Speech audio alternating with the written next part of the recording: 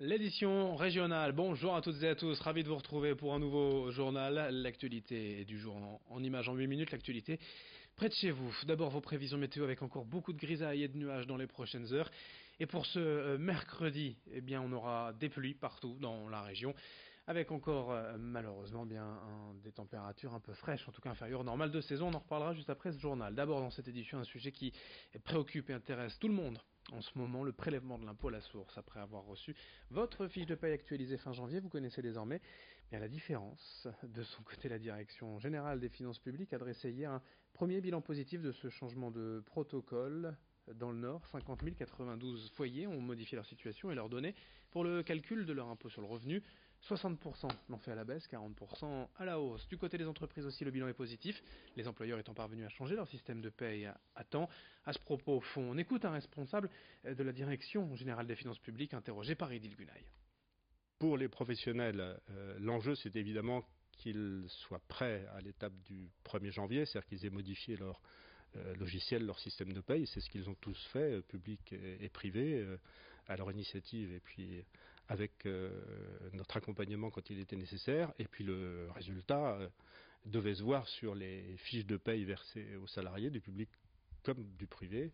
La préparation avait été efficace. C'est là en février qu'on va avoir la prochaine étape décisive du reversement par les employeurs du montant du prélèvement à la source à l'État.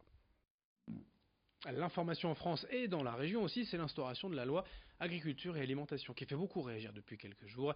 Pour résumer, les grandes surfaces sont désormais obligées de vendre leurs produits d'appel avec un minimum de 10% de marge. En clair, les produits alimentaires premier prix, jusqu'ici vendus à prix coûtant pour attirer les consommateurs, voient désormais leur tarif augmenter de 7, 8, 9, voire même 10%. Cette loi doit servir, selon le gouvernement, à mieux rémunérer les producteurs, mais pour l'UFC Que Choisir, la réalité est plus hypocrite. Car en fait, la loi n'oblige en rien à reverser ces 10% de marge aux producteurs. À l'arrivée, les consommateurs s'inquiètent donc auprès de l'UFC Que Choisir de voir de nouveau leur pouvoir d'achat diminuer, comme nous l'explique Robert Bréon au micro de Xavier Silly. Ils sont inquiets, ils nous disent, ils entendent parler des hausses de 7, 8 à 10%. Pour eux, c'est une hausse des prix.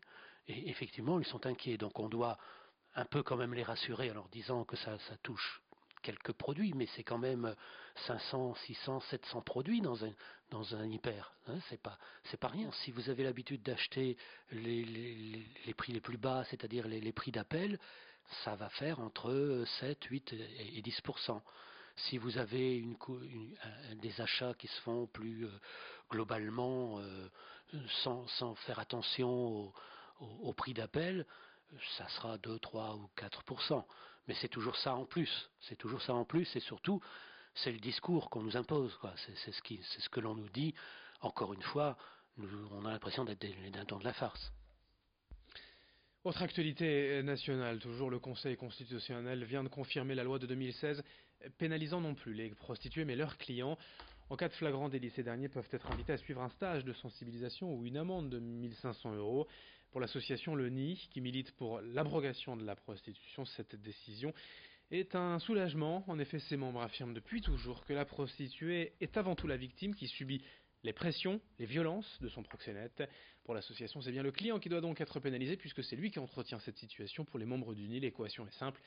Sans client, pas de prostitution. Explication au micro de Xavier Silly. Le client, il ne se rend pas compte, mais il est marqué par ça.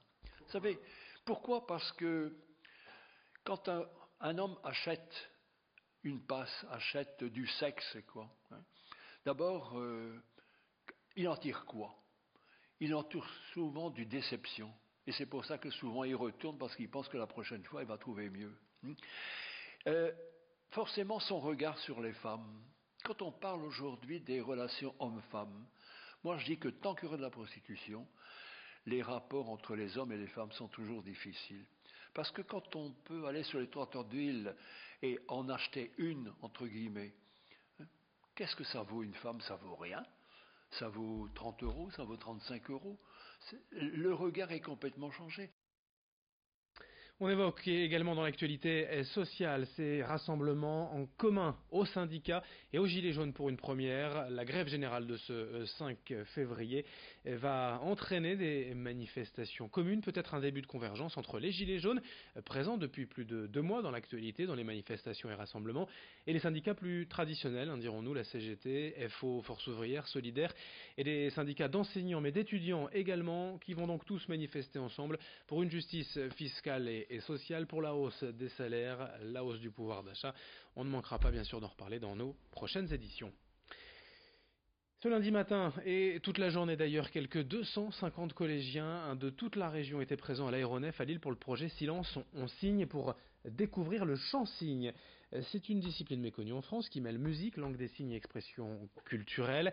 Au programme, une restitution classe par classe de ce qu'ils ont appris dans leurs ateliers, et puis une danse tous ensemble, un concert également d'artistes chansigneurs. Le but, c'est évidemment de découvrir la langue des signes, de casser les barrières pour mieux communiquer ensemble entre entendants, malentendants et sourds. Le principe du chant-signe expliqué au micro de Lucille Berthe-Constant. Le chant-signe, en fait, c'est rendre la musique accessible par le signe. C'est vraiment poser des signes sur des chansons, soit existantes, soit des chansons en création. Donc ça demande c'est pas de la langue des signes quotidienne, c'est-à-dire qu'il y a un travail autour du rythme, il y a un travail autour de l'amplitude, des gestes. Et c'est pas de la traduction pure et dure, c'est vraiment un travail de rythme, de signes. La traduction est différente que sur du langage commun. Enfin voilà, c'est vraiment tout un travail de création, comme de créer une musique. Un peu de sport pour finir, avec d'abord en basket un match décalé de la Jeep Elite hier soir, lundi soir donc. Le BCM Gravelines Dunkerque s'est incliné à domicile 91-66 face à Chalon-sur-Saône et retombe à la 12e place du classement. Notez également en Coupe de France les 8e de finale pour nos 2 rescapés nordistes. Ce mardi à 18h30, l'Iris Club de Croix joue face à Dijon, équipe de Ligue 1. Et ce mercredi soir, 21h05, le LOSC se déplace à Rennes en Bretagne. D'autres infos à suivre, notamment vos prévisions météo dans un instant. Merci de votre fidélité.